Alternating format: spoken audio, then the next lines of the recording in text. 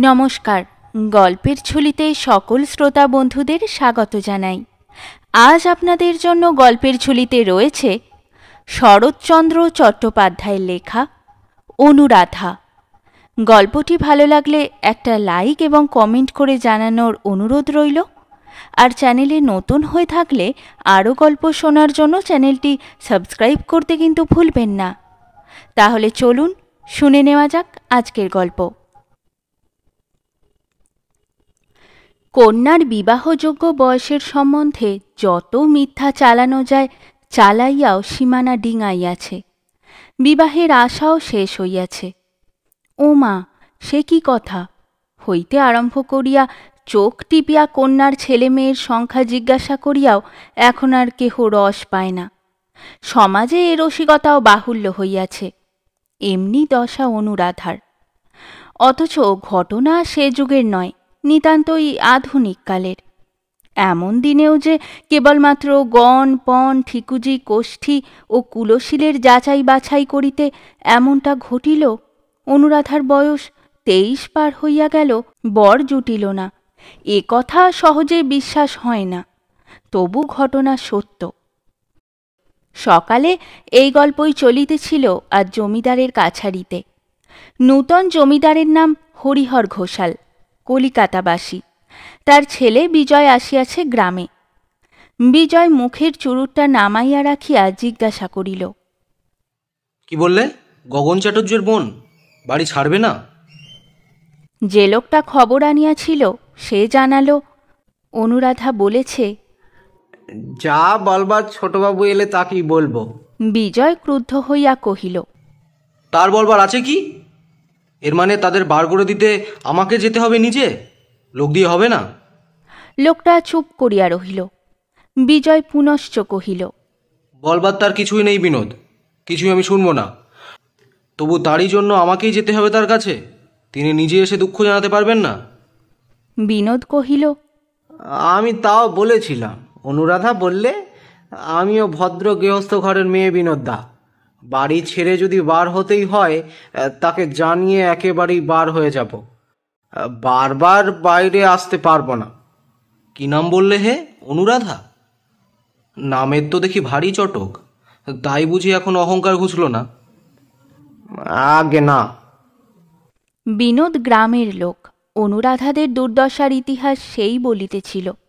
কিন্তু অনতিপূর্ব ইতিহাসেরও একটা অতিপূর্ব ইতিহাস থাকে, সেইটা বলি। এই গ্রামখানির নাম গণেশপুর।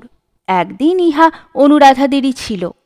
বছর 5 হইল হাত বদল হইয়াছে। সম্পত্তির মুনাফা 1000-2 বেশি নয়। কিন্তু অনুরাধার পিতা অমর চাটুর্যের চালচলন ছিল 20,000 মতো। অতএব ঋণের দায়ে ভদ্রাসন পর্যন্ত গেল ডিক্রি হইয়া। ডিক্রি হইল, কিন্তু জারি হইল না। মহাজন ভয়ে থামিয়া রহিল। চট্টোপাধ্যায় মহাশয় ছিলেন যেমন বড় কুলীন, তেমনি ছিল প্রচণ্ড তার জপ তপ ক্রিয়াকর্মের খ্যাতি। তলা ফুটা সংসার তরণী অপব্যয়ের নোনা জলে কানায় কানায় পূর্ণ হইল, কিন্তু ডুবিল না। হিন্দু গোঁড়ামির পরিস্ফীত পালে সর্বসাধারণের ভক্তি শ্রদ্ধার ঝোড়ো হাওয়া এই নিমজ্জিত প্রায় নৌকোখানিকে ঠেলিতে ঠেলিতে দিল অমর চাটুর্যের আয়ুষ্কালের সীমানা উত্তীর্ণ করিয়া। অতএব চাটুর্যের জীবদ্দশাটা এক প্রকার ভালোই কাটিল। তিনি মরিলেনও ঘটা করিয়া, শ্রাদ্ধ শান্তিও নির্বাহিত হইল ঘটা করিয়া। কিন্তু সম্পত্তির পরিসমাপ্তি ঘটিল এইখানে। এতদিন নাকটুকু মাত্র ভাসাইয়া যে তরণী কোনো মতে নিঃশ্বাস টানিতেছিল, এইবার বাবুদের বাড়ির সমস্ত মর্যাদা লইয়া অতলে তলাইতে আর কাল বিলম্ব করিল না। পিতার মৃত্যুতে পুত্র গগন পাইল এক জরাজীর্ণ ডিক্রি করা পৈতৃক বাস্তুভিটা, আকণ্ঠ ঋণভারগ্রস্ত গ্রাম্য সম্পত্তি, গোটা কয়েক গরু ছাগল কুকুর বিড়াল, এবং ঘাড়ে পড়িল পিতার দ্বিতীয় পক্ষের অনুরা কন্যা অনুরাধা। এইবার পাত্র জুটিল গ্রামেরই এক ভদ্র ব্যক্তি। গোটা 5-6 ছেলে মেয়ে ও নাতিপুতি রাখিয়া বছর 2 হইল তাহার স্ত্রী মরিয়াছে। সে বিবাহ করিতে চায়। অনুরাধা বলিল, দাদা, কপালে রাজপুত্র তো জুটল না, তুমি এইখানেই আমার বিয়ে দাও। লোকটার টাকা করিয়াছে, তবু দুটো খেতে পড়তে পাবো। গগন আশ্চর্য হইয়া কহিল, সে কি কথা? ত্রিলোচন গাঙ্গুলির পয়সা আছে মানি, কিন্তু ও ঠাকুরদাদা কুল ভেঙে সতীপুরের চক্রবর্তীদের ঘরে বিয়ে করেছিল জানিস? ওদের আছে কি? বোন বলিল, আর কিছু না থাক, টাকা আছে। কুল নিয়ে উপোস করার চেয়ে দুমুঠো ভাত ডাল পাওয়া ভালো দাদা। গগন মাথা নাড়িয়া বলিল, আমার সে হয় না, হবার নয়। কেন নয় বলো তো? বাবাও সব মানতেন, কিন্তু তোমার তো কোনো বালাই নেই। এখানে বলা আবশ্যক, পিতার গোঁড়ামি পুত্রের ছিল না। মদ্য, মাংস ও আরও একটা আনুষঙ্গিক ব্যাপারে সে সম্পূর্ণ মোহমুক্ত পুরুষ। পত্নী বিয়োগের পরে ভিন্ন পল্লীর কে একটা নিজ জাতীয় স্ত্রীলোক আজও তাহার অভাব মোচন করিতেছে, একথা সকলেই জানে।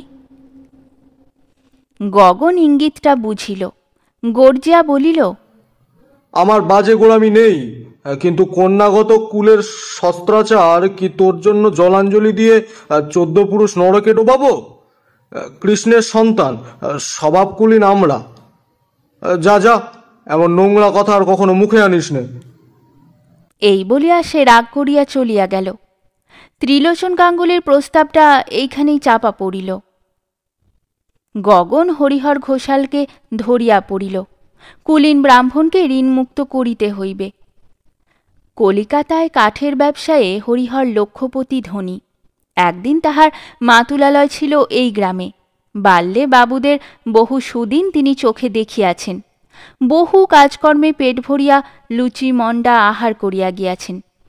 টাকাটা তাহার পক্ষে বেশি নয়, তিনি সম্মত হইলেন। চাটুর্যেদের সমস্ত ঋণ পরিশোধ করিয়া হরিহর গণেশপুর ক্রয় করিলেন। কুণ্ডুদের ডিক্রি টাকা দিয়া ভদ্রাসন ফিরাইয়া লইলেন।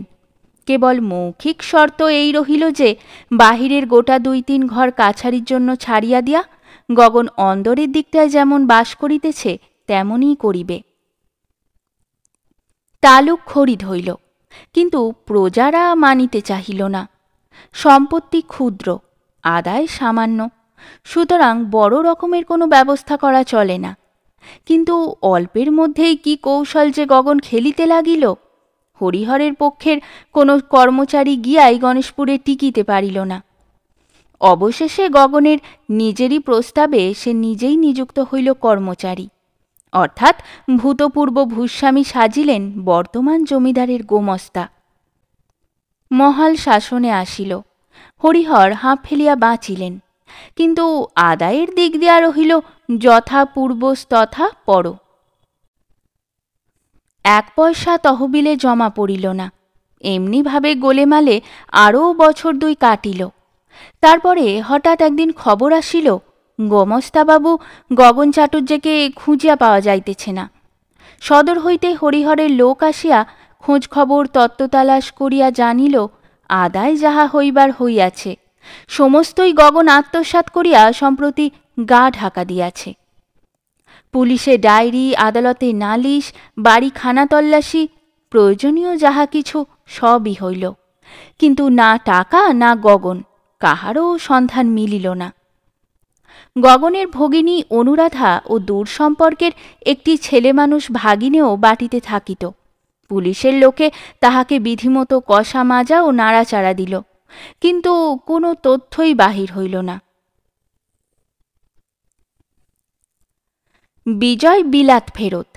তাহার পুনঃপুন এক্সামিন ফেল করার রসদ জোগাইতে হরিহরকে অনেক টাকা গণিতে হইয়াছে।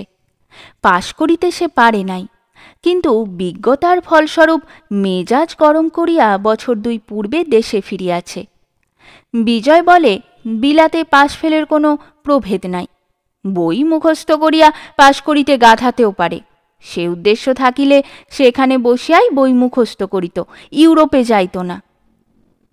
বাড়ি আসিয়া সে পিতার কাঠের ব্যবসায়ের কাল্পনিক দুরাবস্থায় শঙ্কা প্রকাশ করিল। এবং নরবরে পরপর কারবার ম্যানেজ করিতে আত্মনিয়োগ করিল। কর্মচারী মহলে ইতিমধ্যেই নাম হইয়াছে। কেরানিরা তাহাকে বাঘের মতো ভয় করে। কাজের চাপে যখন নিঃশ্বাস ফেলিবার অবকাশ নাই, এমনি সময়ে আসিয়া পৌঁছিল গণেশপুরের বিবরণ। সে কহিল, এ তো জানা কথা, বাবা যা করবেন তা এই রকম হতে বাধ্য। কিন্তু উপায় নাই, অবহেলা করিলে চলিবে না। তাহাকে সরজমিনে নিজে গিয়া একটি বিহিত করিতেই হইবে। এই জন্যই তাহার গণেশপুরে আসা। কিন্তু এই ছোট কাজে বেশি দিন পল্লীগ্রামে থাকা চলে না। যত শীঘ্র সম্ভব একটা ব্যবস্থা করিয়া তাহাকে কলিকাতায় ফিরিতে হইবে। সমস্তই যে একা তাহারই মাথায়। বড় ভাই অজয় অ্যাটর্নি, অত্যন্ত স্বার্থপর, নিজের অফিস ও স্ত্রী পুত্র লইয়াই ব্যস্ত, সংসারের সকল বিষয়ই অন্ধ। শুধু ভাগাভাগির ব্যাপারে তাহার একজোড়া চক্ষু 10 জোড়ার কাজ করে। স্ত্রী প্রভাময়ী কলিকাতা বিশ্ববিদ্যালয়ের গ্র্যাজুয়েট। বাড়ির লোকজনের সংবাদ লওয়া তো দূরের কথা, শ্বশুর শাশুড়ি বাঁচিয়ে আছে কিনা খবর লইবারও সে বেশি অবকাশ পায় না। গোটা 5-6 ঘর লইয়া বাটির যে অংশে তাহার মহল, সেখানে পরিজনবর্গের গতিবিধি সংকুচিত। তাহার ঝি চাকর আলাদা, উড়ে বেহারা আছে। শুধু বুড়ো কর্তার অত্যন্ত নিষেধ থাকায় আজও মুসলমান বাবুর্চি নিযুক্ত হইতে পারে নাই। এই অভাবটা প্রভাকে পীড়া দেয়। আশা আছে শ্বশুর মরিলেই ইহার প্রতিকার হইবে। দেবর বিজয়ের প্রতি তাহার চিরদিনই অবজ্ঞা। শুধু বিলাত প্রত্যাবর্তনের পরে মনোভাবের কিঞ্চিত পরিবর্তন দেখা দিয়াছে। 2-4 দিন নিমন্ত্রণ করিয়া নিজে রাঁধিয়া ডিনার খাওয়াইয়াছে। সেখানে ছোট বোন অনিতার সহিত বিজয়ের পরিচয় হইয়াছে। সে এবার বিএ পরীক্ষায় অনার্সে পাশ করিয়া এমএ পড়ার আয়োজন করিতেছে। বিজয় বিপত্নিক। স্ত্রী মরার পরেই সে বিলাত যায়। সেখানে কি করিয়াছে না করিয়াছে খোঁজ করবার আবশ্যক নাই। কিন্তু ফিরিয়া পর্যন্ত অনেক দিন দেখা গিয়াছে স্ত্রী জাতি সম্বন্ধে তাহার মেজাজটা কিছু রুক্ষ। মা বিবাহের কথা বলায় সে জোর গলায় আপত্তি জানাইয়া তাহাকে নিরস্ত করিয়াছিল। তখন হইতে অদ্যাবধি প্রসঙ্গটা গোলমালেই কাটিয়াছে। গণেশপুরে আসিয়া একজন প্রজার সদরের গোটা 2 ঘর লইয়া বিজয় নূতন কাছারি ফাঁদিয়া বসিয়াছে। সেরেস্তার কাগজপত্র গগনের গৃহে যাহা পাওয়া গিয়াছে জোর করিয়া এখানে আনা হইয়াছে, এবং এখন চেষ্টা চলিতেছে তাহার ভগিনী অনুরাধা এবং দূর সম্পর্কের সেই ভাগিনী ও ছোড়াটাকে বহিষ্কৃত করার। বিনোদ ঘোষের সহিত এইমাত্র সেই পরামর্শই হইতেছিল। কলিকাতা হইতে আসিবার সময়ে বিজয় তাহার 7-8 বছরের ছেলে কুমারকে সঙ্গে আনিয়াছে। পল্লীগ্রামের সাপ খোপ বিছা ব্যাঙের ভয়ে মা আপত্তি করিলে বিজয় বলিয়াছিল, মা, তোমার বড় বউয়ের প্রাসাদে তোমার নাড়ু গোপাল নাতি নাতনির অভাব নেই, কিন্তু এটাকে তো আর করো না, আপদে বিপদে মানুষ হতে দাও। শোনা যায় বিলাতের সাহেবরাও নাকি ঠিক এমনিই বলিয়া থাকে, কিন্তু সাহেবদের কথা ছাড়াও এক্ষেত্রে একটু গোপন ব্যাপার আছে। বিজয় যখন বিলাতে তখন মাতৃহীন ছেলেটার একটু অযত্নেই দিন গিয়াছে। তাহার ভগ্ন স্বাস্থ্য পিতামহী অধিকাংশ সময়ই থাকেন শয্যাগত। সুতরাং যথেষ্ট বিত্ত বিভব থাকা সত্ত্বেও কুমারকে দেখিবার কেহ ছিল না। কাজেই দুঃখে কষ্টেই সে বেচারা বড় হইয়াছে। বিলাত হইতে বাড়ি ফিরিয়া এই খবরটা বিজয়ের কানে গিয়াছিল।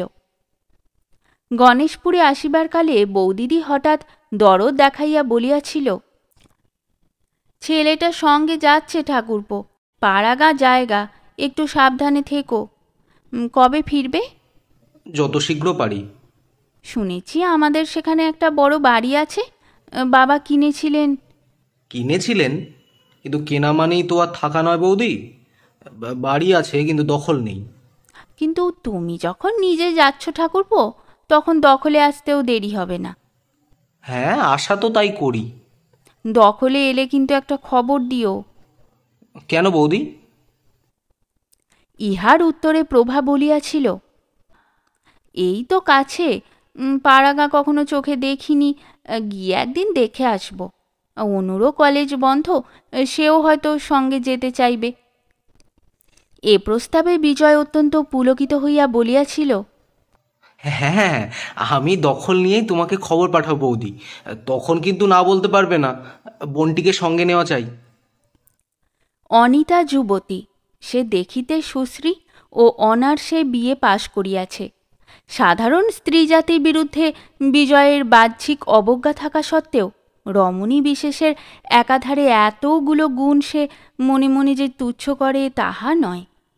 সেখানে শান্ত পল্লীর নির্জন প্রান্তরে কখনো বা প্রাচীন বৃক্ষচ্ছায়াচ্ছন্ন সংকীর্ণ গ্রাম্য পথের একান্তে সহসা মুখোমুখি আসিয়া পড়ার সম্ভাবনা তাহার মনের মধ্যে সেদিন বারবার করিয়া দোল দিয়া গিয়াছিল।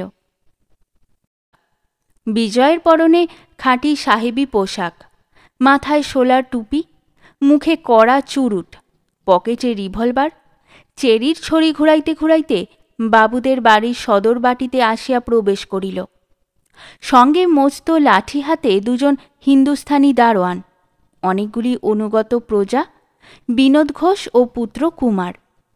সম্পত্তি দখল করার ব্যাপারে যদিচ হাঙ্গামার ভয় আছে, তথাপি ছেলেকে নাড়ু গোপাল করার পরিবর্তে মজবুত করিয়া গড়িয়া তোলার এই হইল বড় শিক্ষা। তাই ছেলেও আসিয়াছে সঙ্গে। বিনোদ কিন্তু বরাবর ভরসা দিয়াছে যে অনুরাধা একাকী স্ত্রীলোক কোনো মতেই জোরে পারিবে না। তবু রিভলভার যখন আছে তখন সঙ্গে লওয়াই ভালো। বিজয় বলিল, মেয়েটা শুনেছি ভারী বজ্জাত, লোক জড়ো করে তুলতে পারে। ওই তো গগন চাটুর্যের পরামর্শদাতা, স্বভাব চরিত্র মন্দ। বিনোদ বলিল, আগে তা তো শুনিনি। আমি শুনেছি। কোথাও কেহ নাই। শূন্য প্রাঙ্গণে দাঁড়াইয়া বিজয় চারিদিকে চাহিয়া দেখিল। বাবুদের বাড়ি বলা যায় বটে।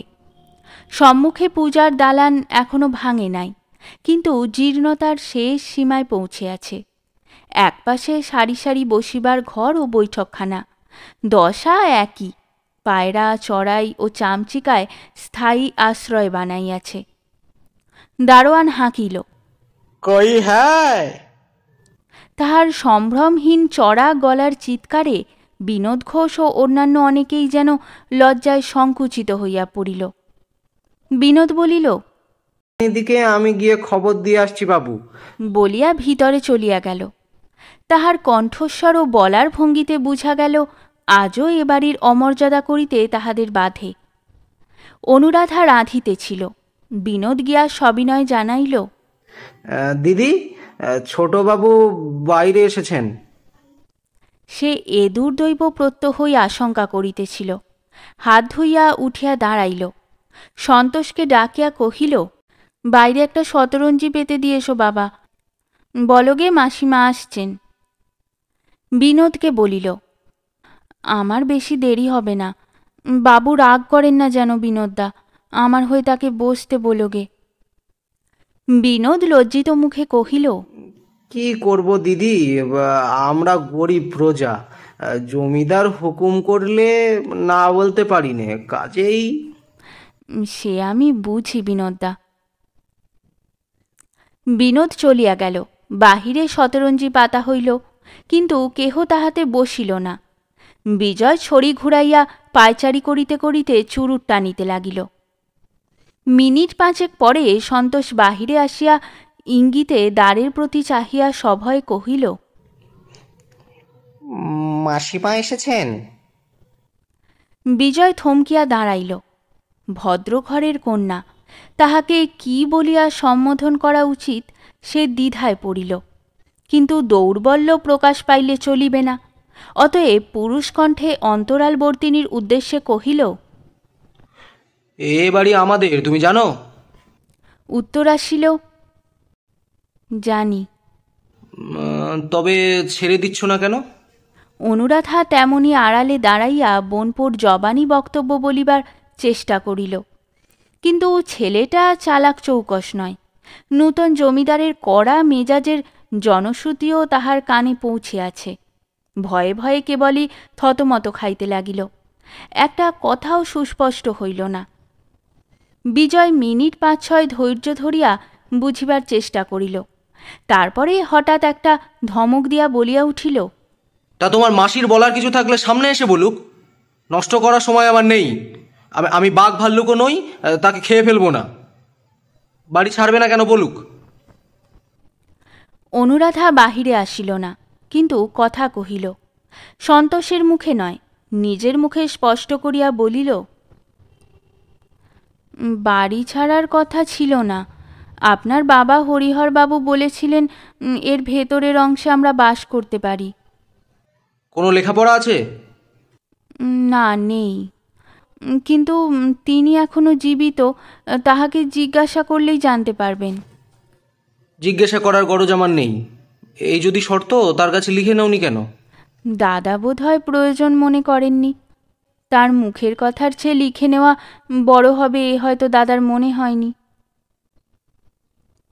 এ কথার সঙ্গত উত্তর বিজয় খুঁজিয়া পাইল না, চুপ করিয়া রহিল। কিন্তু পরক্ষণেই জবাব আসিল ভিতর হইতে। অনুরাধা কহিল, কিন্তু দাদা নিজের শর্ত ভঙ্গ করায় এখন সকল শর্তই ভেঙে গেছে। এ বাড়িতে থাকবার অধিকার আর আমাদের নেই। কিন্তু আমি একা স্ত্রী লোক, আর এই অনাথ ছেলেটি, ওর মা বাপ নেই। আমি মানুষ করছি। আমাদের এই দুর্দশায় দয়া করে দুদিন থাকতে না দিলে একলা হঠাৎ কোথায় যাই, এই আমার ভাবনা। এ জবাব কি আমার দেবার? তোমার দাদা কোথায়? আমি জানি না তিনি কোথায়, কিন্তু আপনার সঙ্গে যে এতদিন দেখা করতে পারিনি, সে শুধু এই ভয়ে, পাছে আপনি বিরক্ত হন। এই বলিয়া ক্ষণকাল নীরব থাকিয়া বোধ করি সে নিজেকে সামলাইয়া লইল। কহিল, আপনি মনিব, আপনার কাছে কিছুই লুকোব না। অকপটে আমাদের বিপদের কথা জানালুম, নইলে একটা দিনও জোর করে এ বাড়িতে বাস করার দাবি আমি করিনে। এই কটা দিন বাদে আমরা আপনিই চলে যাব। তাহার কণ্ঠস্বরে বাহির হইতেও বুঝা গেল মেয়েটির চোখ দিয়া জল পড়িতেছে। বিজয় দুঃখিত হইল, মনে মনে খুশিও হইল। সে ভাবিয়াছিল ইহাকে বেদখল করিতে না জানি কত সময় ও কত হাঙ্গামাই পোহাইতে হইবে, কিন্তু কিছুই হইল না। সে অশ্রু জলে শুধু দয়া ভিক্ষা চাহিল। তাহার পকেটের পিস্তল ও দারোয়ানদের লাঠিসোঁটা তাহাকে গোপনে তিরস্কার করিল, কিন্তু দুর্বলতা প্রকাশ করাও চলে না। বলিল, থাকতে দিতে আপত্তি ছিল না, কিন্তু বাড়িতে আমার নিজের বড় দরকার। যেখানে আছি সেখানে খুব অসুবিধে। তাছাড়া আমাদের বাড়ির মেয়েরা নিজে একবার দেখতে আসতে চান। বেশ তো, আসুন না। বাইরের ঘরগুলোতে আপনি স্বচ্ছন্দে থাকতে পারেন, এবং ভিতরে দোতলায় অনেকগুলো ঘর আছে। মেয়েরা অনায়াসে থাকতে পারবেন, কোনো কষ্ট হবে না। আর বিদেশে তাদের তো লোকের আবশ্যক, আমি অনেক কাজ করে দিতে পারবো। এবার বিজয় সলজ্জে আপত্তি করিয়া কহিল, না না, সে কি কখনো হতে পারে? তাদের সঙ্গে লোকজন সবাই আসবে, তোমাকে কিছুই করতে হবে না। কিন্তু ভিতরের ঘরগুলো কি আমি একবার দেখতে পারি? কেন পারবেন না? এ তো আপনারই বাড়ি, আসুন। ভিতরে ঢুকিয়া বিজয় পলকের জন্য তাহার সমস্ত মুখখানি দেখিতে পাইল। মাথায় কাপড় আছে, কিন্তু ঘোমটায় ঢাকা নয়। পরনে একখানি আধময়লা আটপৌড়ে কাপড়, গায়ে গহনা নাই, শুধু দুহাতে কয়েক গাছি সোনার চুড়ি, সাবেক কালের। আড়াল হইতে তাহার অশ্রু সিঞ্চিত কণ্ঠস্বর বিজয়ের কানে বড় মধুর ঠেকিয়াছিল।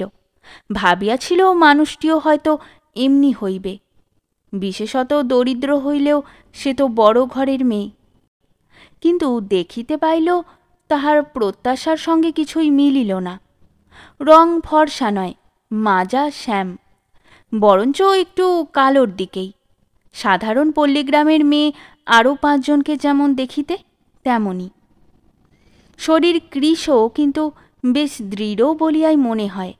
শুইয়া বসিয়া ইহার আলস্যে দিন কাটে নাই তাহাতে সন্দেহ হয় না। শুধু বিশেষত্ব চোখে পড়িল ইহার ললাটে। একেবারে আশ্চর্য নিখুঁত গঠন। মেয়েটি কহিল, বিনোদদা, বাবুকে তুমি সব দেখিয়ে আনো, আমি রান্নাঘরে আছি। তুমি সঙ্গে যাবে না রাধু দিদি? না। উপরে উঠিয়া বিজয় ঘুরিয়া ঘুরিয়া সমস্ত দেখিল। ঘর অনেকগুলি, সাবেককালের অনেক আসবাব এখনো ঘরে ঘরে, কতক ভাঙিয়াছে, কতক ভাঙার পথে। এখন তাহাদের মূল্য সামান্যই, কিন্তু একদিন ছিল। সদরবাটির মতো এ ঘরগুলিও জরাজীর্ণ, হাড়পাঁজরা বার করা, দারিদ্র্যের দাগ সমস্ত বস্তুতেই গাঢ় হইয়া পড়িয়াছে। বিজয় নিচে নামিয়া আসিলে অনুরাধা রান্নাঘরের দ্বারের কাছে আসিয়া দাঁড়াইল। দরিদ্র ও দুর্দশাপন্ন হইলেও ভদ্র ঘরের মেয়ে। এবার তুমি বলিয়া সম্বোধন করিতে বিজয় লজ্জা করিল। কহিল, আপনি কতদিন এ বাড়িতে থাকতে চান?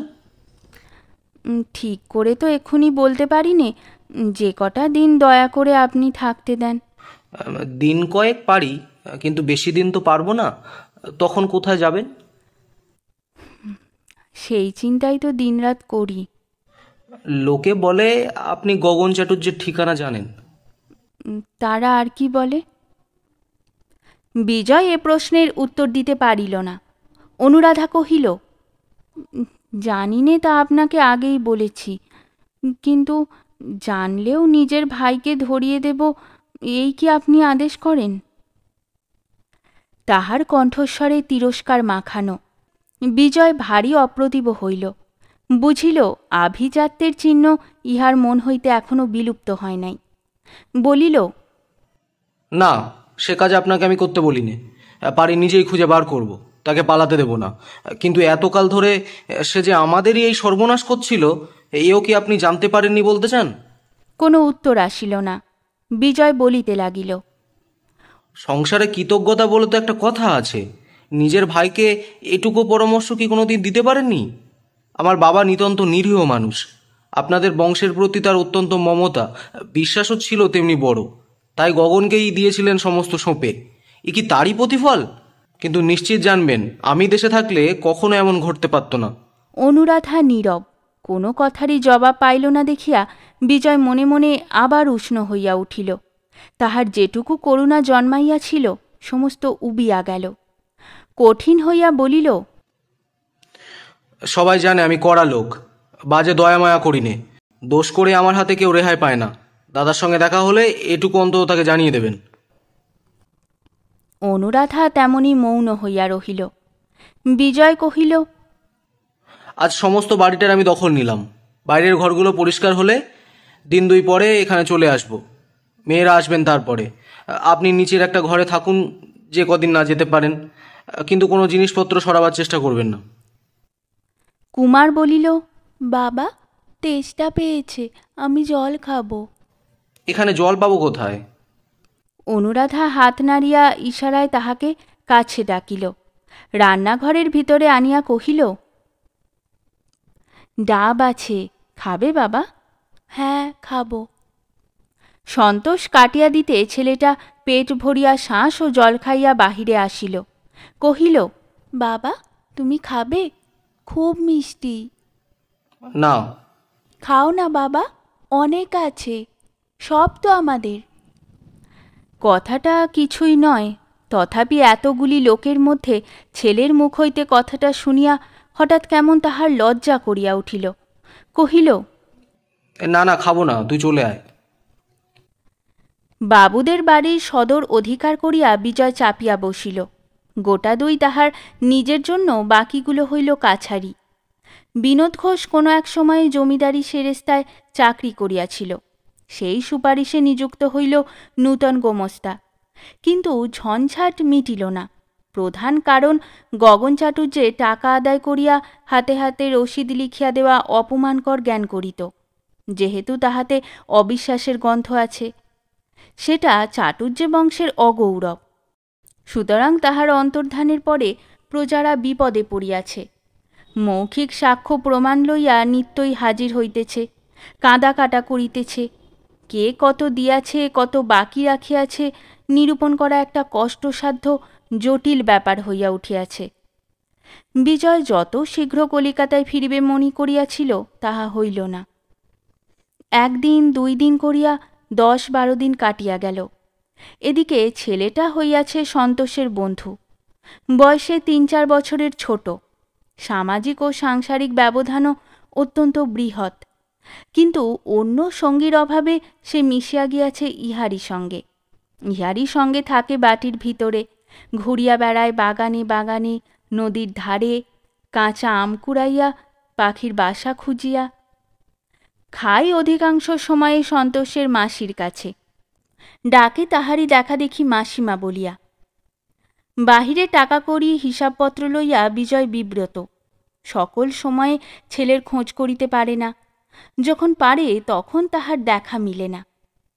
হঠাৎ কোনোদিন হয়তো বকাঝকা করে, রাগ করিয়া কাছে বসাইয়া রাখে, কিন্তু ছাড়া পাইলেই ছেলেটা দৌড় মারে মাসিমার রান্নাঘরে, সন্তোষের পাশে বসিয়া খায় দুপুরবেলা ভাত, বিকালে তাহারই সঙ্গে ভাগাভাগি করিয়া লয় রুটি ও নারিকেল নাড়ু। সেদিন বিকালে লোকজন তখনও কেহ আসিয়া পৌঁছায় নাই। বিজয় চা খাইয়া চুরুট ধরাইয়া ভাবিল নদীর ধারটা খানি ঘুরিয়া আসে। হঠাৎ মনে পড়িল সমস্ত দিন ছেলেটার দেখা নাই। পুরাতন চাকরটা দাঁড়াইয়াছিল, জিজ্ঞাসা করিল, এই কুমার কোথায় রে? সেই ইঙ্গিতে দেখাইয়া বলিল, বাড়ির মধ্যে। ভাত খেয়েছিল? না, তা জোর করে ধরে এনে খাওয়াস না কেন? এখানে খেতে চায় না, রাগ করে ছড়িয়ে ফেলে দেয়। আচ্ছা, কাল থেকে আমার সঙ্গে ওর খাওয়ার জায়গা করে দিস। এই বলিয়া কি ভাবিয়া আর সে বেড়াইতে গেল না, সোজা ভিতরে গিয়া প্রবেশ করিল। সুদীর্ঘ প্রাঙ্গণের অপর প্রান্ত হইতে পুত্রের কণ্ঠস্বর কানে গেল, মাসিমা, আর একখানা রুটি আর 2টো নারকেল নাড়ু, শিগগির। যাহাকে আদেশ করা হইল সে কহিল, নেবে আয় না বাবা, তোদের মতো আমি কি গাছে উঠতে পারি? জবাব হইল, পারবে মাসিমা, কিচ্ছু শক্ত নয়, এই মোটা ডালটায় পা দিয়ে ওই ছোট্ট ডালটা ধরে এক টান দিলেই উঠে পড়বে। বিজয় কাছে আসিয়া দাঁড়াইল।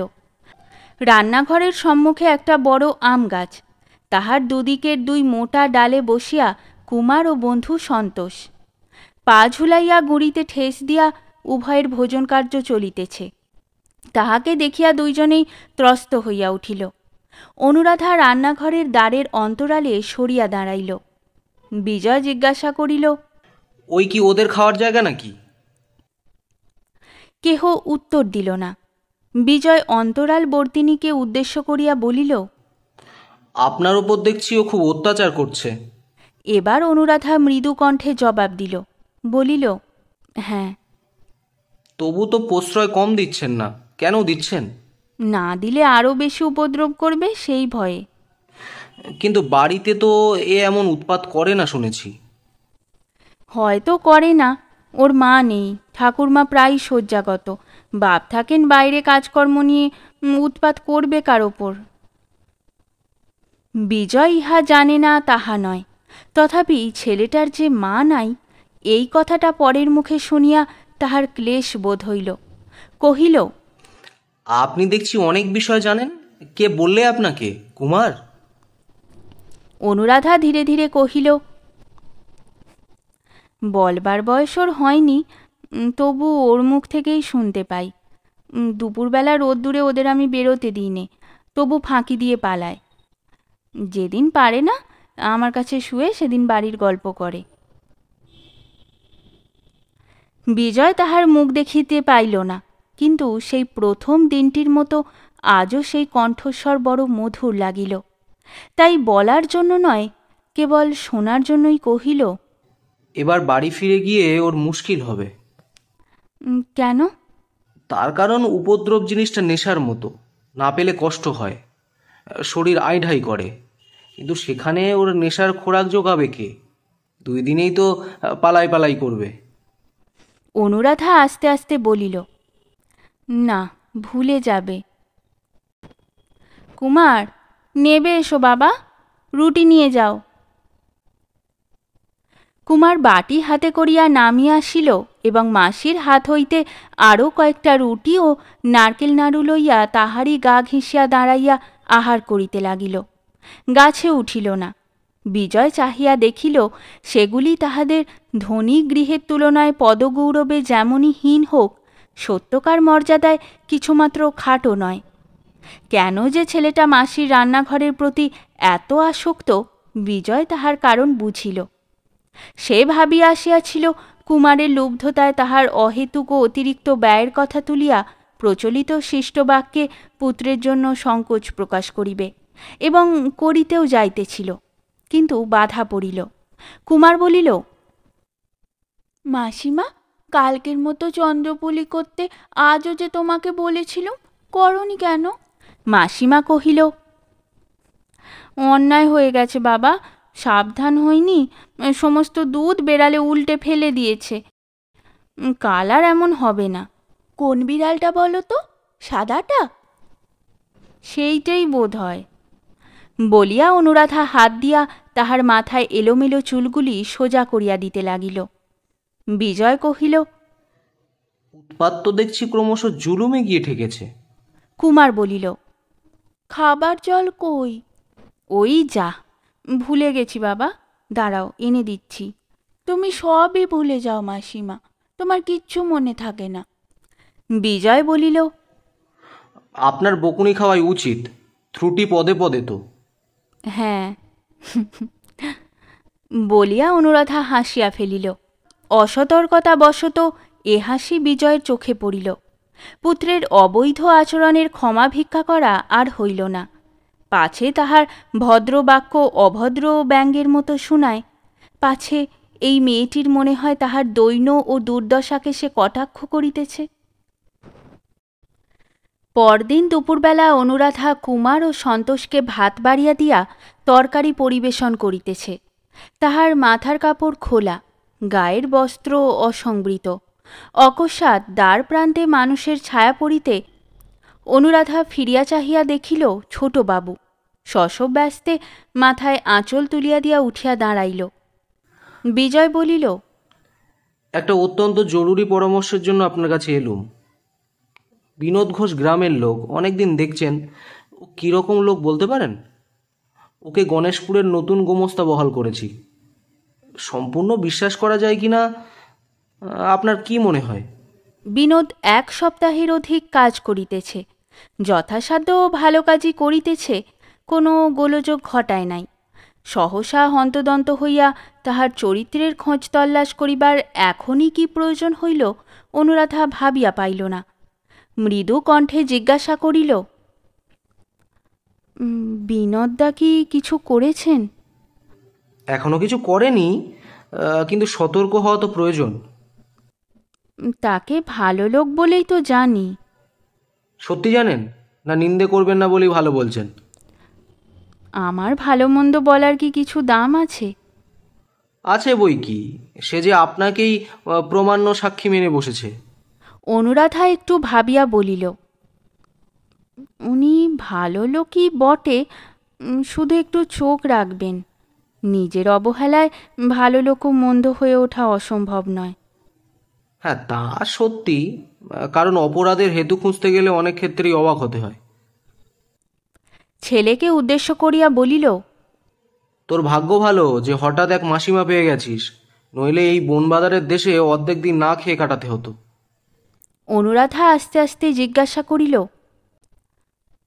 আপনার কি এখানে খাবার কষ্ট হচ্ছে? বিজয় হাসিয়া বলিল, আরে না না, এমনিই বললুম। চিরকাল বিদেশে বিদেশে কাটিয়েছি, খাবার কষ্ট বড় গ্রাহ্য করিনে। বলিয়া চলিয়া গেল। অনুরাধা জানালার ফাঁক দিয়া দেখিল তাহার স্নান পর্যন্ত এখনো হয় নাই। এ বাড়িতে আসিয়া একটা পুরাতন আরাম কেদারা জোগাড় হইয়াছিল। বিকালের দিকে তাহারই 2 হাতলে পা ছড়াইয়া দিয়া বিজয় চোখ বুজে চুরুট টানিতেছিল। কানে গেল, বাবু মশাই। চোখ মেলিয়া দেখিল অনতি দূরে দাঁড়াইয়া এক বৃদ্ধ ভদ্রলোক তাহাকে সসম্মানে সম্বোধন করিতেছে। বিজয় উঠিয়া বসিল। ভদ্রলোকের বয়স 60-এর উপরে গিয়াছে, কিন্তু দিব্য গোলগাল বেটেখাটো শক্ত সামর্থ্য দেহ, গোঁপ পাকিয়া সাদা হইয়াছে, কিন্তু মাথায় প্রশস্ত টাকের আশেপাশের চুলগুলি ভ্রমরকৃষ্ণ। সম্মুখের গোটা কয়েক ছাড়া দাঁতগুলি প্রায় সমস্তই বিদ্যমান। গায়ে তসরের কোট, গরদের চাদর, পায়ে চীনা বাড়ির বার্নিশ করা জুতো, ঘড়ির সোনার চেন হইতে সোনা বাঁধানো বাঘের নখ ঝুলিতেছে। পল্লী অঞ্চলে ভদ্রলোকটিকে অবস্থাপন্ন বলিয়াই মনে হয়। পাশে একটা ভাঙা টুলের ওপর বিজয়ের চুরুটের সাজ সরঞ্জাম থাকিত, সরাইয়া লইয়া তাহাকে বসিতে দিল। ভদ্রলোক বসিয়া বলিলেন, নমস্কার বাবু। বিজয় কহিল, নমস্কার। আপনারা গ্রামের জমিদার, মহাশয়ের পিতা ঠাকুর হচ্ছেন কৃতি ব্যক্তি লক্ষপতি। নাম করলে সুপ্রভাত হয়, আপনি তারই সুসন্তান। স্ত্রীলোকটিকে দয়া না করলে সে যে ভেসে যায়। কে স্ত্রীলোক? কত টাকা বাকি? টাকার ব্যাপার নয়, স্ত্রীলোকটি হচ্ছে ঈশ্বর অমর চাটুর্যের কন্যা, প্রাতঃস্মরণীয় ব্যক্তি, গগন চাটুর্যের বৈমাত্রীয় ভগিনী। এ তার পৈতৃক গৃহ, সে থাকবে না চলে যাবে তার ব্যবস্থাও হয়েছে, কিন্তু আপনি যে তারে ঘাড় ধরে তাড়িয়ে দিচ্ছেন, এ কি মহাশয়ের কর্তব্য? এই অশিক্ষিত বৃদ্ধের প্রতি ক্রোধ করা চলে না, বিজয় মনে মনে বুঝিল, কিন্তু কথা বলার ধরনে জ্বলিয়া গেল। কহিল, আমার কর্তব্য আমি বুঝিব, কিন্তু আপনি কে যে তার হয়ে ওকালতি করতে এসেছেন? আমার নাম ত্রিলোচন গাঙ্গুলি, পাশের গ্রাম মসজিদপুরে বাড়ি, সবাই চেনে। আপনার বাপ মায়ের আশীর্বাদে আমার কাছে গিয়ে হাত পাততে হয় না এমন লোক এদিকে কম। বিশ্বাস না হয় বিনোদ ঘোষকে জিজ্ঞেস করবেন। আমার হাত পাতবার দরকার হলে মশাইয়ের খোঁজ নেব, কিন্তু যার ওকালতি করতে এসেছেন তার আপনি কে জানতে পারি কি? ভদ্রলোক রসিকতার ছলে ঈষৎ হাস্য করিয়া বলিলেন, কুটুম্ব বসেখের এই কটা দিন বাদে আমি ওকে বিবাহ করব। বিজয় চকিত হইয়া কহিল, আপনি বিবাহ করবেন অনুরাধাকে? আগে হ্যাঁ, আমার স্থির সংকল্প। জ্যৈষ্ঠ ছাড়া আর দিন নেই, নইলে এই মাসেই শুভকর্ম সমাধা হয়ে যেত। থাকতে দেবার কথা আপনাকে আমার বলতেই হতো না। বিজয় কিছুক্ষণ স্তব্ধ থাকিয়া প্রশ্ন করিল, তা বিয়ের ঘটকালি করলে কে? গগন চাটুর্যে? বৃদ্ধ রোষ কষায়িত চক্ষে কহিলেন, সে তো ফেরারি আসামি মশাই, প্রজাদের সর্বনাশ করে চম্পট দিয়েছে। এতদিন সেই তো বাধা দিচ্ছিল, নইলে অঘ্রাণেই বিবাহ হয়ে যেত। বলে স্বভাবকুলীন আমরা কৃষ্ণের সন্তান, বংশজের ঘরে বোন দেব না, এই ছিল তার ভুলই। এখন সে কুমোর রইল কোথায়? বংশজের ঘরে যেচে আসতে হলো যে। এখনকার দিনে কুল কে খোঁজে মশাই? টাকাই কুল, টাকাই মার, টাকাই সব। বলুন ঠিক কি না? বিজয় বলিল, হ্যাঁ ঠিক। তা অনুরাধা স্বীকার করেছেন? ভদ্রলোক সদম্ভে জানুতে চপেটাঘাত করিয়া কহিলেন, শিকার বলছেন কি মশাই? যা চা যাচ্ছি, শহর থেকে এসে আপনি একটা তারা লাগাতেই দু চোখে অন্ধকার। নইলে আপনার তো মতলব ঘুরে গিয়েছিল। ছেলেদের অমত, বৌমাদের অমত, ছেলে জামাইরা সব বেঁকে দাঁড়িয়েছিল। আমিও ভেবেছিলুম দূর হোক গে, দূর সংসার তো হলো আর না। কিন্তু লোক দিয়ে নিজে ঢেকে পাঠিয়ে রাধা কেঁদে বললে, গাঙ্গুলি মশাই পায়ে স্থান দাও, তোমার উঠোন ঝাড় দিয়ে খাবো, আমার সেও ভালো। কি আর করি, স্বীকার করলুম। বিজয় নির্বাক হইয়া বসিয়া রহিল। বৃদ্ধ বলিতে লাগিলেন, বিবাহ এ বাড়িতেই হবে, দেখতে একটু খারাপ দেখাবে, নইলে আমার বাড়িতেই হতে পারতো। গগন চাটুর্যের কে এক পিসি আছে, সেই কন্যা সম্প্রদান করবে। এখন কেবল মশাই রাজি হলেই হয়। রাজি হয়ে আমাকে কি করতে হবে বলুন? তাড়া দেব না, এই তো? বেশ, তাই হবে। এখন আপনি আসুন। নমস্কার। নমস্কার মশাই, নমস্কার। হবেই তো, হবেই তো। আপনার ঠাকুর হলেন লক্ষ্যপতি, প্রাতঃস্মরণীয় লোক, নাম করলে সুপ্রভাত হয়। হ্যাঁ, তা হয়। আপনি এখন আসুন। আচ্ছা আচ্ছা, আসি মশাই, আসি। নমস্কার। বলিয়া ত্রিলোচন প্রস্থান করিলেন। লোকটি চলিয়া গেলে বিজয় চুপ করিয়া বসিয়া নিজেকে বুঝাইতেছিল যে তাহার মাথা ব্যথা করিবার কি আছে, বস্তুত এছাড়া মেয়েটিরই বা উপায় কি? ব্যাপারটা অভাবিত পূর্বও নয়, সংসারে ঘটে না তাও নয়, তবে তাহার দুশ্চিন্তা কিসের? হঠাৎ বিনোদ ঘোষের কথা মনে পড়িল। সেদিন সে বলিতেছিল অনুরাধা দাদার সঙ্গে এই বলিয়া ঝগড়া করিয়াছে যে কুলের গৌরব লইয়া সে কি করিবে, সহজে দুটা খাইতে পড়িতে যদি পায় সেই যথেষ্ট। প্রতিবাদে গগন রাগ করিয়া বলিয়াছিল, তুই কি বাপ পিতামহের নাম ডোবাতে চাস? অনুরাধা জবাব দিয়াছিল, তুমি তাদের বংশধর, নাম বজায় রাখতে পারো রাখো, আমি পারব না। এ কথার বেদনা বিজয় বুঝিল না। নিজেও সে যে কৌলিন্য সম্মান এতটুকু বিশ্বাস করে তাও না, কিন্তু তবুও তাহার সহানুভূতি গিয়া পড়িল গগনের পরে, এবং অনুরাধার তীক্ষ্ণ প্রত্যুত্তর যতই সে মনে মনে তোলপাড় করিতে লাগিল, ততই তাহাকে লজ্জাহীন, লোভী ও হীন বলিয়া মনে হইতে লাগিল। এদিকে উঠানে ক্রমশ লোক জমিতেছে। এইবার তাহাদিগকে লইয়া কাজ শুরু করিতে হইবে। কিন্তু আজ তাহার কিছুই ভালো লাগিল না। দারোয়ানকে দিয়া তাহাদের বিদায় করিয়া দিল, এবং একাকী বসিয়া থাকিতে না পারিয়া কি ভাবিয়া সে একেবারে বাটির মধ্যে আসিয়া উপস্থিত হইল।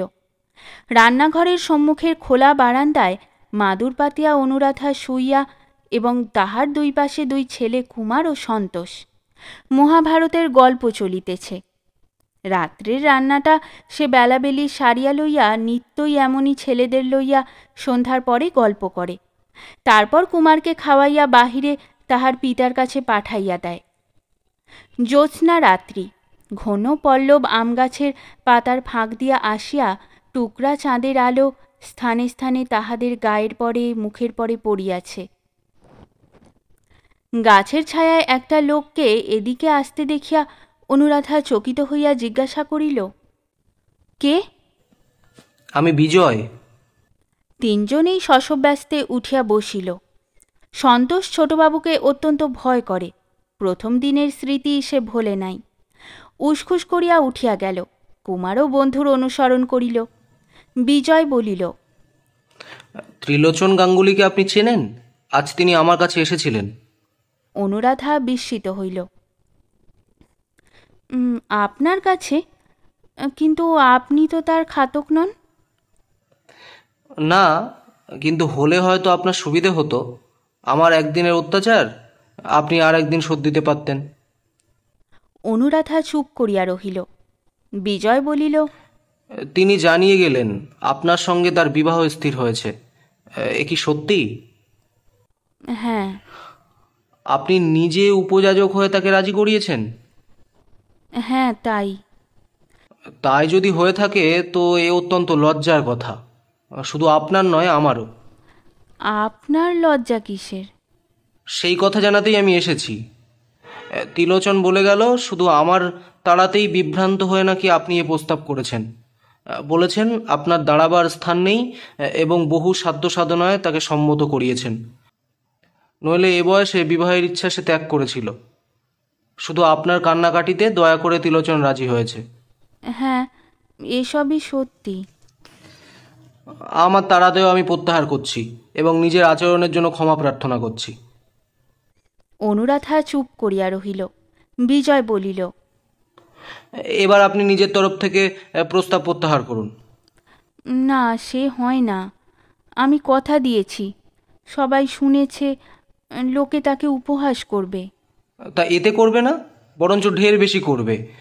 তার উপযুক্ত ছেলে মেয়ের সঙ্গে বিবাদ বাঁধবে, তাদের সংসারে একটা বিশৃঙ্খলা সৃষ্টি হবে, আপনার নিজের অশান্তির সীমা থাকবে না। এসব কথা কি ভেবে দেখেননি? অনুরাধা মৃদু কণ্ঠে বলিল, দেখেছি। আমার বিশ্বাস এসব কিছুই হবে না। শুনিয়া বিজয় অবাক হইয়া গেল, কহিল, তা সে বৃদ্ধ কটা দিন বাঁচবে আশা করেন?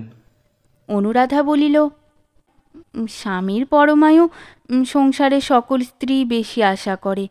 এমনও হতে পারে হাতের নোয়া নিয়ে আমি আগে চলে যাব। বিজয় কথার উত্তর খুঁজিয়া পাইল না, স্তব্ধভাবে দাঁড়াইয়া রহিল।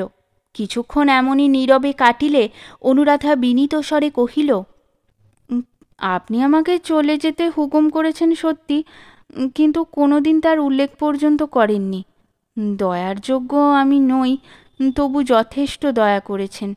মনে মনে আমি যে কত কৃতজ্ঞ তা জানাতে পারিনি।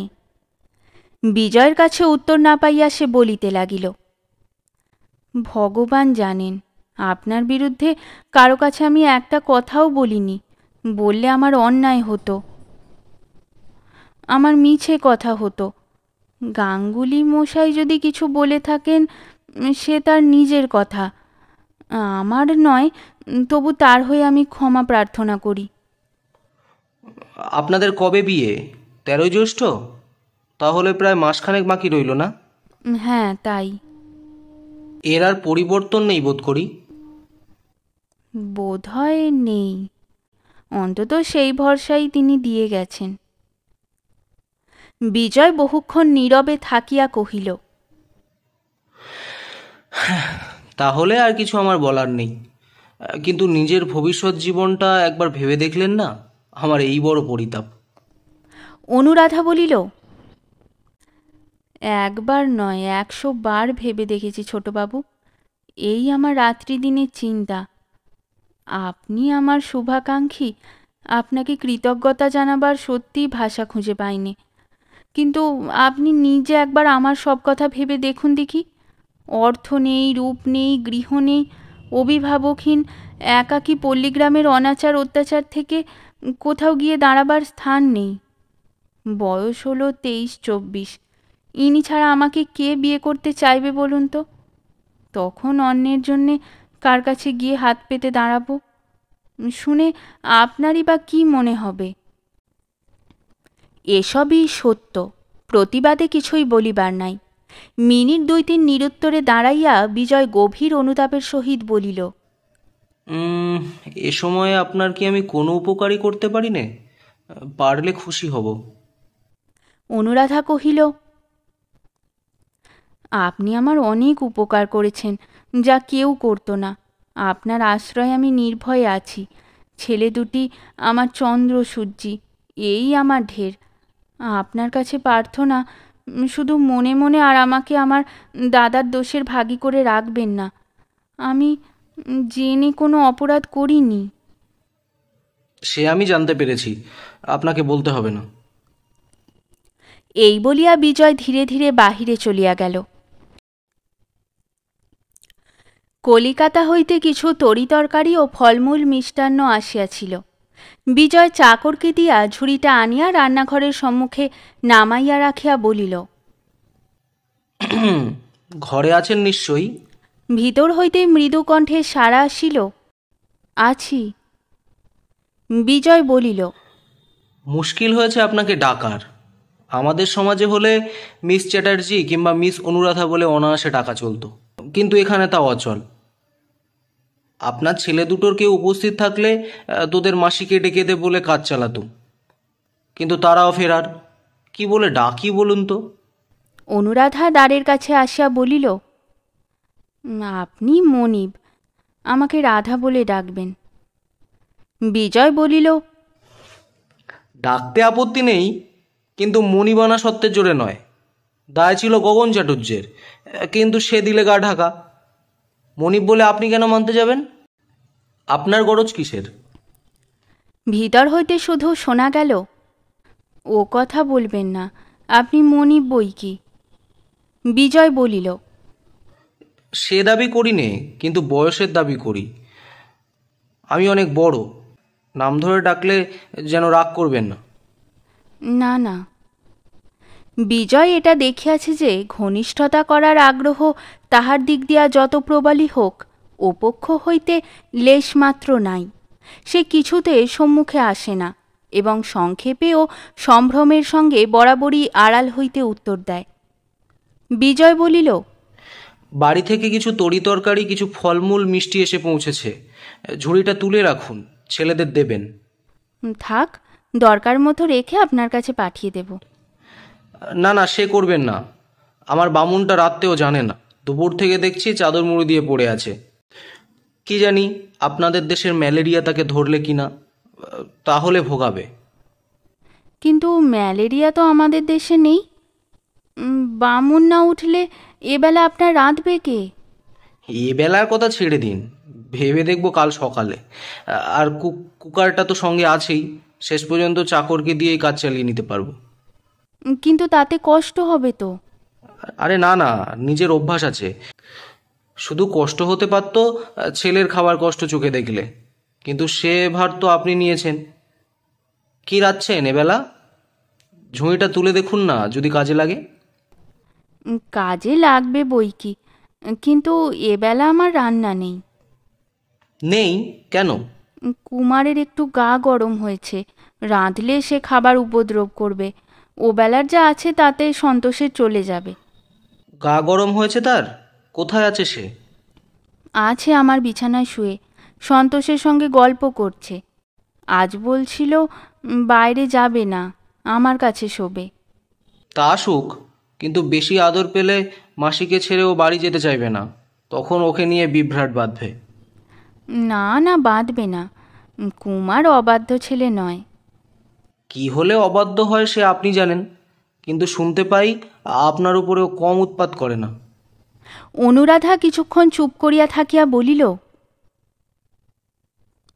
ও উপদ্রব যদি করে আমার উপরই করবে, আর কারো উপরে নয়। সে আমি জানি, কিন্তু মাসি না হয় সহ্য করলে, কিন্তু জ্যাঠাই মতো সইবে না। আর বিমাতা যদি আসেন, তিনি অতটুকু অত্যাচারও বরদাস্ত করবেন না। অভ্যাস বিগড়ালে ওর বিপদ ঘটবে যে।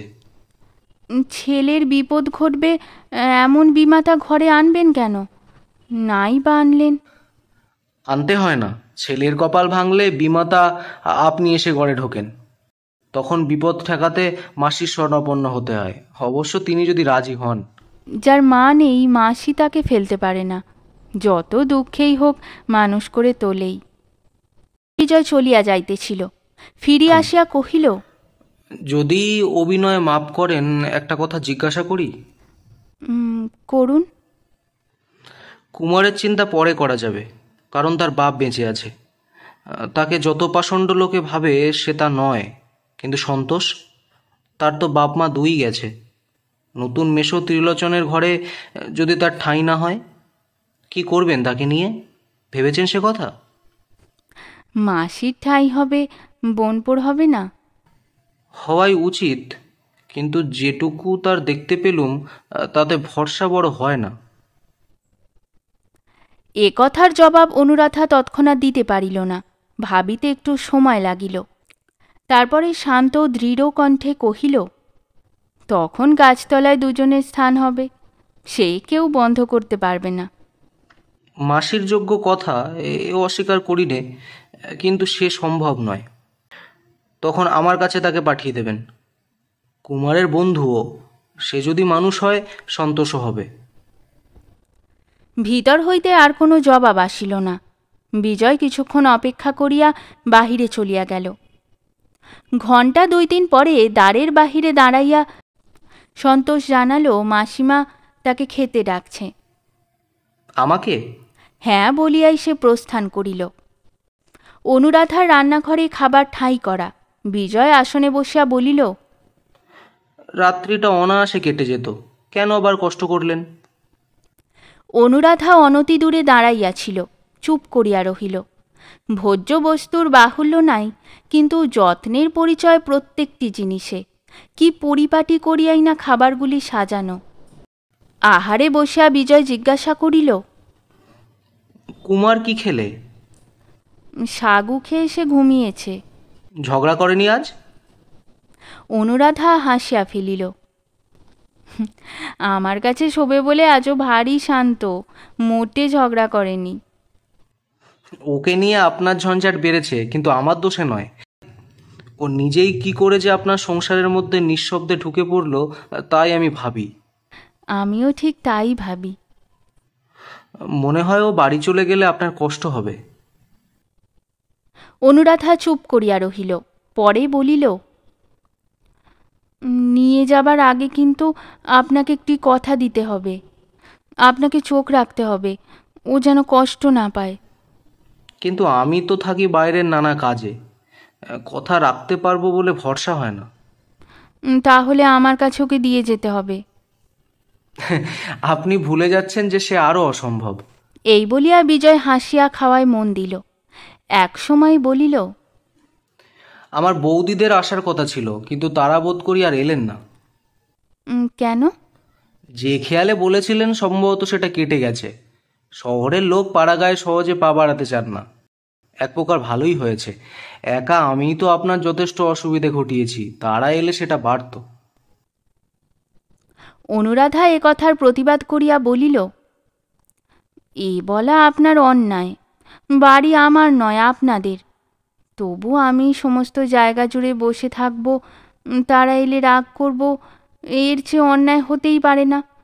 আমার সম্বন্ধে এমন কথা ভাবা আমার প্রতি সত্যি আপনার অবিচার। যত দয়া আমাকে করেছেন, আমার দিক থেকে এই কি তার প্রতিদান? এত কথা এমন করিয়া সে কখনো বলে নাই। জবাব শুনিয়া বিজয় আশ্চর্য হইয়া গেল। যতটা অশিক্ষিত এই পাড়াগাঁয়ের মেয়েটিকে সে ভাবিয়াছিল তাহা নয়। একটুখানি স্থির থাকিয়া আপন অপরাধ স্বীকার করিয়া কহিল, সত্যি এ কথা বলা আমার উচিত হয়নি। যাদের সম্বন্ধে এ কটা খাটে আপনি তাদের চেয়ে অনেক বড়। কিন্তু 2-3 দিন পরেই আমি বাড়ি চলে যাব। এখানে এসে প্রথমে আপনার প্রতি নানা দুর্ব্যবহার করেছি, কিন্তু সে না জানার জন্য। অথচ সংসারে এমনিই হয়, এমনিই ঘটে। তবু যাওয়ার আগে আমি গভীর লজ্জার সঙ্গে আপনার ক্ষমা ভিক্ষা করি। অনুরাধা মৃদুকণ্ঠে বলিল, ক্ষমা আপনি পাবেন না। পাবো না কেন? এসে পর্যন্ত যে অত্যাচার করেছেন তার ক্ষমা নেই। এই বলিয়া সে হাসিয়া ফেলিল। প্রদীপের স্বল্প আলোকে তাহার হাসিমুখ বিজয়ের চোখে পড়িল এবং মুহূর্তকালের এক অজানা বিস্ময়ে সমস্ত অন্তরটা দুলিয়া উঠিয়াই আবার স্থির হইল। ক্ষণকাল নির্বাক থাকিয়া বলিল, সেই ভালো, ক্ষমায় কাজ নেই। অপরাধী বলেই যেন চিরকাল মনে থাকে। উভয়েই নীরব।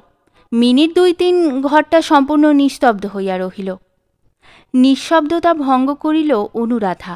জিজ্ঞাসা করিল, আপনি আবার কবে আসবেন? মাঝে মাঝে আসতেই হবে জানি, যদিও আর দেখা হবে না। ওপক্ষ হইতে ইহার প্রতিবাদ আসিল না। বুঝা গেল ইহা সত্য। খাওয়া শেষ হইলে বিজয় বাহিরে যাইবার সময় অনুরাধা বলিল, ঝুড়িটায় অনেক রকম তরকারি আছে, কিন্তু বাইরে আর পাঠালুম না। কাল সকালেও আপনি এখানেই খাবেন। তথাস্তু, কিন্তু বুঝেছেন বোধ করি সাধারণের চেয়ে খিদেটা আমার বেশি। নইলে প্রস্তাব করতুম শুধু সকালে নয়, নেমন্তন্নর মেয়াদটা বাড়িয়ে দিন, যে কটা দিন থাকি। আপনার হাতে খেয়েই যেন বাড়ি চলে যেতে পারি। সে আমার সৌভাগ্য। পরদিন প্রভাতেই বহুবিধ আহার্যদ্রব্য অনুরাধা রান্নাঘরের বারান্দায় আসিয়া পৌঁছিল। সে আপত্তি করিল না, তুলিয়া রাখিল। ইহার পরে 3 দিনের স্থলে 5 দিন কাটিল। কুমার সম্পূর্ণ সুস্থ হইয়া উঠিল। এই কয়দিন বিজয় ক্ষোভের সহিত লক্ষ্য করিল যে আতিথ্যের ত্রুটি কোনো দিকে নাই, কিন্তু পরিচয়ের দূরত্ব তেমনি অবিচলিত রহিল। কোনো ছলেই তিলার্ধ সন্নিকটবর্তী হইল না। বারান্দায় খাবার জায়গা করিয়া দিয়া অনুরাধা ঘরের মধ্য হইতে সাজাইয়া গুছাইয়া দেয়, পরিবেশন করে সন্তোষ। কুমার আসিয়া বলে, বাবা, মাসিমা বললেন মাছের তরকারিটা অতখানি পড়ে থাকলে চলবে না, আর একটু খেতে হবে। বিজয় বলে, তোমার মাসিমাকে বলো গে, বাবাকে রাক্ষস ভাবা তার অন্যায়। কুমার ফিরিয়া আসিয়া বলে, মাছের তরকারি থাক, ও বোধহয় ভালো হয়নি, কিন্তু কালকের মতো বাটিতে দুধ পড়ে থাকলে তিনি দুঃখ করবেন। বিজয় শুনাইয়া বলিল, তোমার মাসি যেন কাল থেকে গামলার বদলে বাটিতে করেই দুধ দেন, তাহলে পড়ে থাকবে না। এমনি করিয়া এই 5টা দিন কাটিল। মেয়েদের যত্নের ছবিটা বিজয়ের মনে ছিল চিরদিনই অস্পষ্ট। মাকে সে ছেলেবেলা হইতে অসুস্থ ও অপটু দেখিয়াছে। গৃহিণীপনার কোনো কর্তব্যই তিনি সম্পূর্ণ করিয়া উঠিতে পারেন নাই।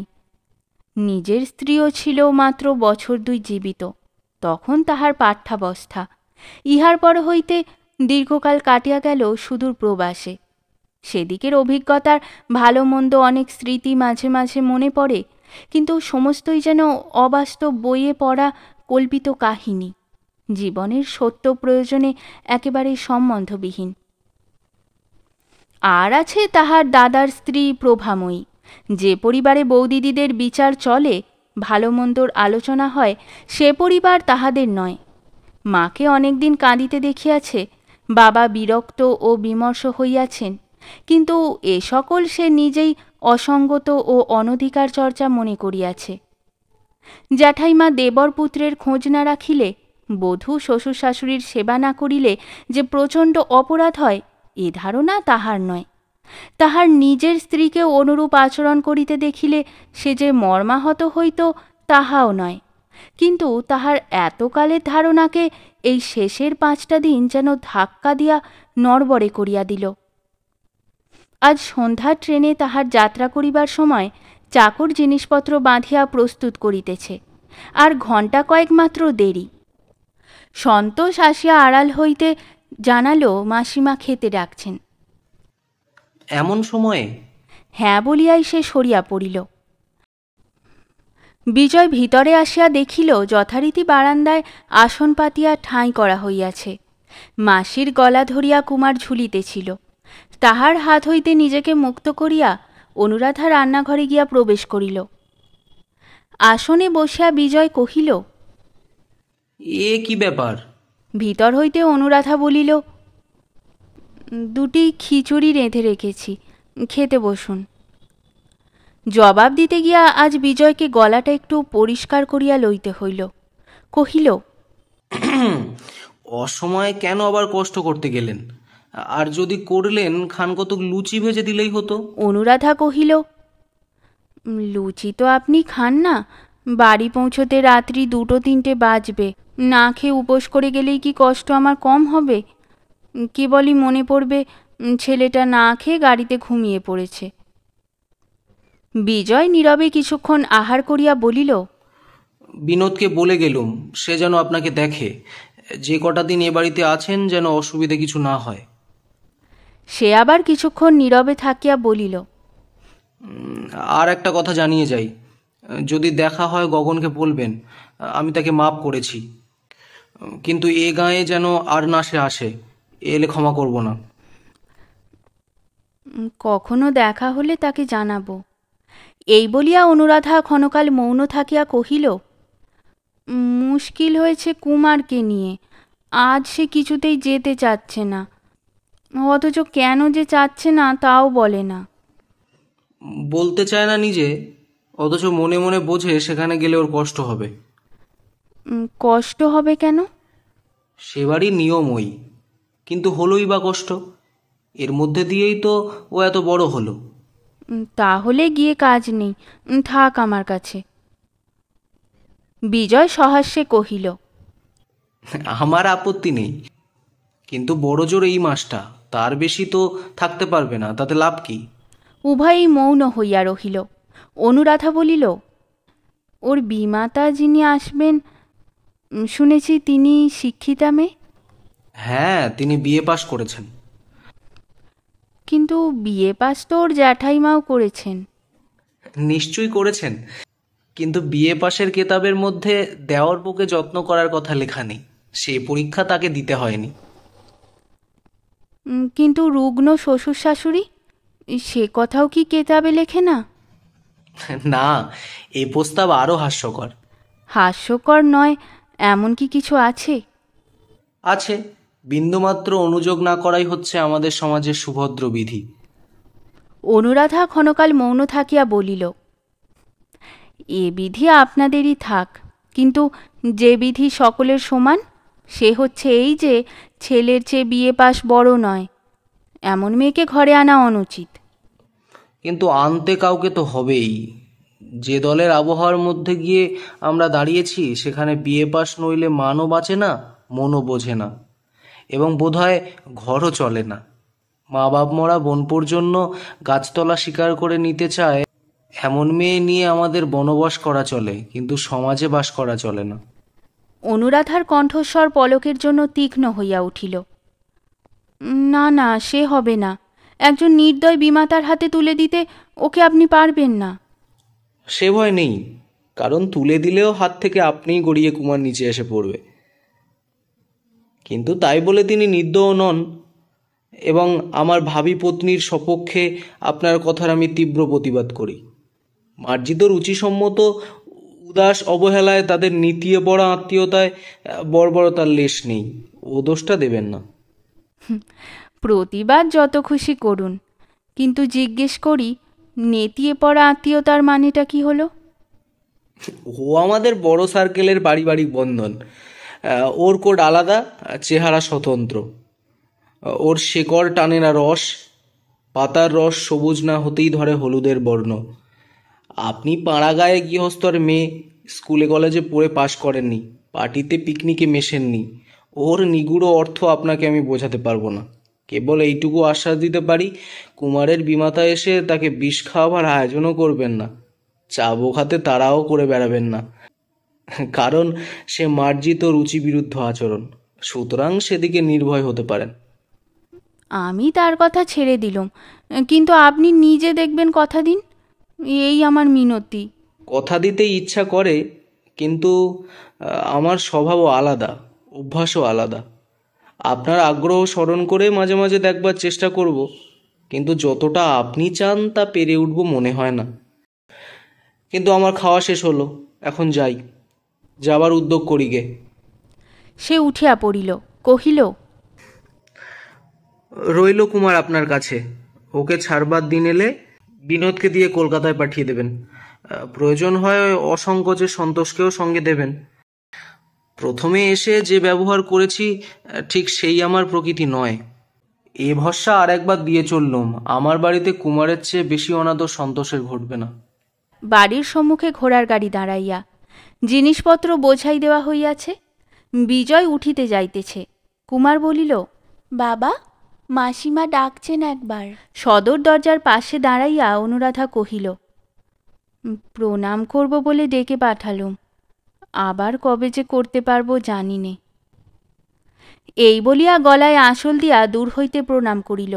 উঠিয়া দাঁড়াইয়া কুমারকে কোলের কাছে টানিয়া লইয়া বলিল, ঠাকুরমাকে ভাবতে বারণ করবেন, যে কটা দিন ছেলেটা আমার কাছে রইল অযত্ন হবে না।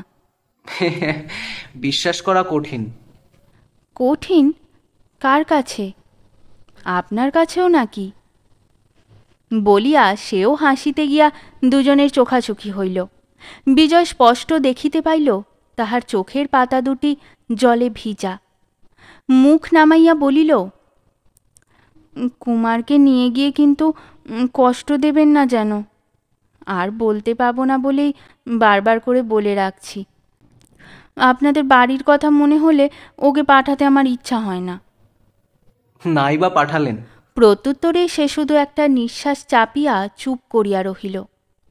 বিজয় বলিল, যাওয়ার পূর্বে আপনার প্রতিশ্রুতির কথাটা আর একবার স্মরণ করিয়ে দিয়ে যাই। কথা দিয়েছেন, কখনো কিছু প্রয়োজন হলে চিঠি লিখে আমাকে জানাবেন।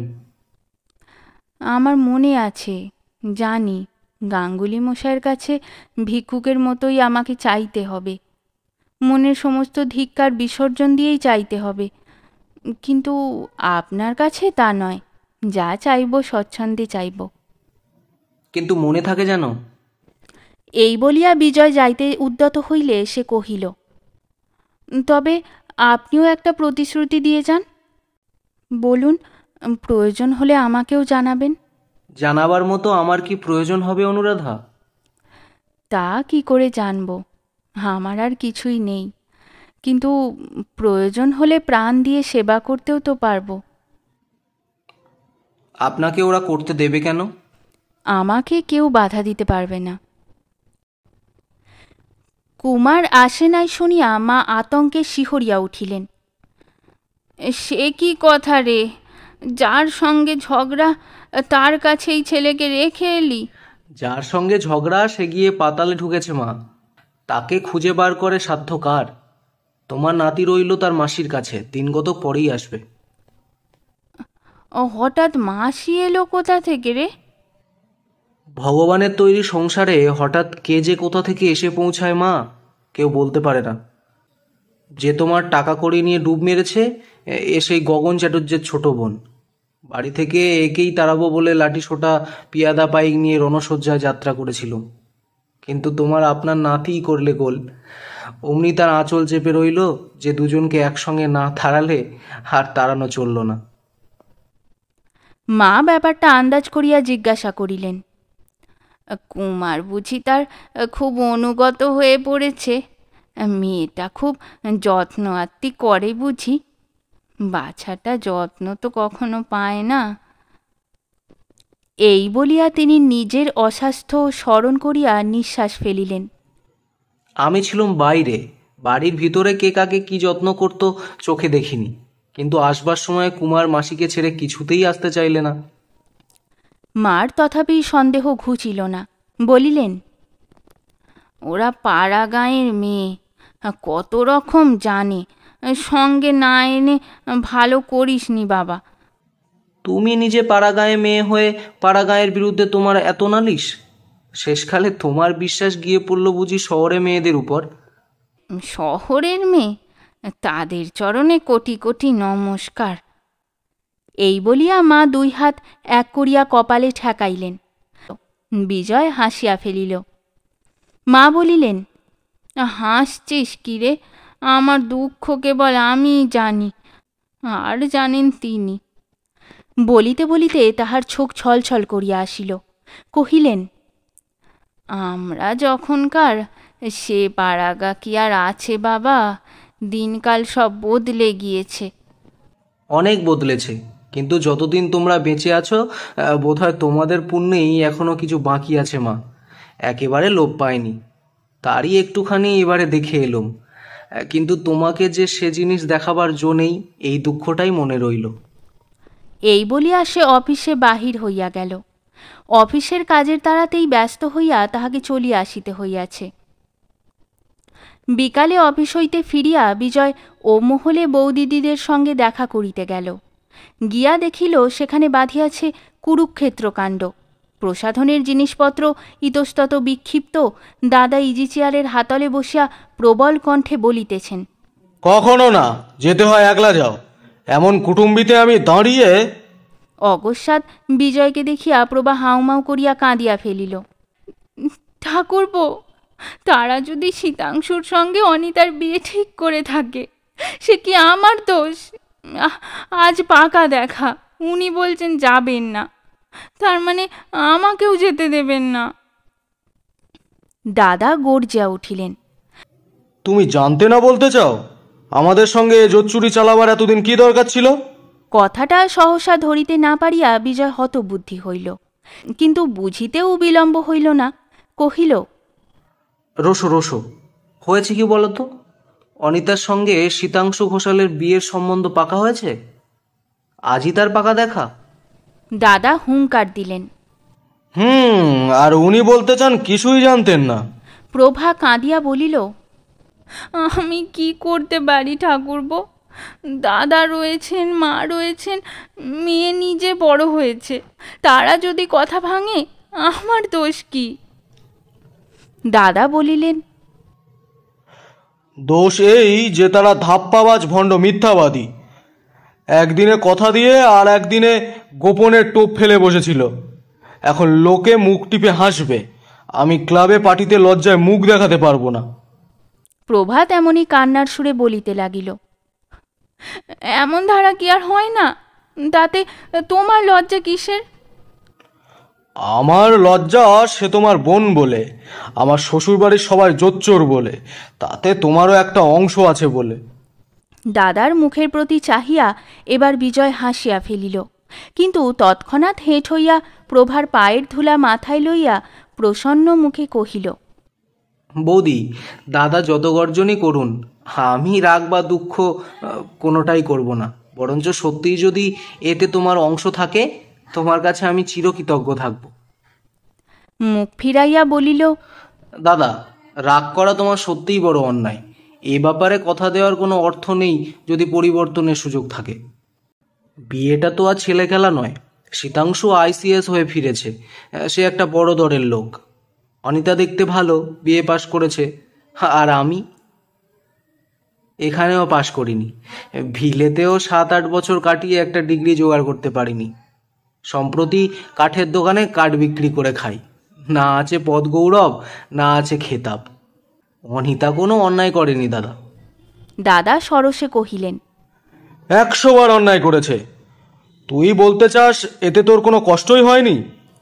দাদা, তুমি গুরুজন, মিথ্যে বলবো না। এই তোমার পা ছুঁয়ে বলছি, আমার এতটুকু দুঃখ নেই। নিজের পুণ্যে তো নয়, কার পুণ্যে ঘটলো জানি নে, কিন্তু মনে হচ্ছে যেন আমি বেঁচে গেলুম। বৌদি, চলো, আমি তোমাকে নিয়ে যাই। দাদার ইচ্ছে হয় রাগ করে ঘরে বসে থাকুন, কিন্তু আমরা চলো তোমার বোনের পাকা দেখায় পেট পুড়ে খেয়ে আসি গে। প্রভা তাহার মুখের প্রতি চাহিয়া বলিল, তুমি কি আমাকে ঠাট্টা করছো ঠাকুরপো? না বৌদি, ঠাট্টা করিনি। আজ একান্ত মনে তোমার আশীর্বাদ প্রার্থনা করি। তোমার বরে ভাগ্য যেন এবার আমাকে মুখ তুলে চায়। কিন্তু আর দেরি করো না, তুমি কাপড় পরে নাও, আমিও অফিসের পোশাকটা ছেড়ে আসি গে। বলিয়া সে দ্রুত চলিয়া যাইতেছিল। দাদা জানালেন বিজয়ের তো নেমন্তন্ন নেই, সে সেখানে যাবে কি করে? বিজয় থমকিয়া দাঁড়াইয়া বলিল, তা বটে, তারা হয়তো লজ্জা পাবে, কিন্তু বিনা আহ্বানে কোথাও যেতেই আজ আমার সংকোচ নেই। ছুটে গিয়ে বলতে ইচ্ছা হচ্ছে, অনিতা, তুমি আমাকে ঠকাওনি, তোমার উপর আমার রাগ নেই, জ্বালা নেই। প্রার্থনা করি তুমি সুখী হও। ও দাদা, আমার মিনতি রাখো, রাগ করে থেকো না, বৌদিকে নিয়ে যাও। অন্তত আমার হয়েও অনিতাকে আশীর্বাদ করে এসো তোমরা। দাদা ও বৌদি উভয়েই হতবুদ্ধির মতো তাহার প্রতি চাহিয়া রহিল। সহসা উভয়েরই চোখে পড়িল বিজয়ের মুখের উপরে বিদ্রূপের সত্যই কোনো চিহ্ন নাই, ক্রোধের অভিমানের লেশমাত্র ছায়া কণ্ঠস্বরে পড়ে নাই। সত্যই যেন কোনো সুনিশ্চিত বিপদের ফাঁস এড়াইয়া মন তাহার অকৃত্রিম পুলকে ভরিয়া গেছে। বোনের কাছে এই ইঙ্গিত উপভোগ্য নয়। অপমানের ধাক্কায় প্রভার অন্তরটা সহসা জ্বলিয়া গেল। কি যেন একটা বলিতেও চাহিল, কিন্তু কণ্ঠ রুদ্ধ হইয়া রহিল। বিজয় বলিল, বৌদি, আমার সকল কথা বলবার আজও সময় আসেনি, কখনো আসবে কিনা তাও জানি নে।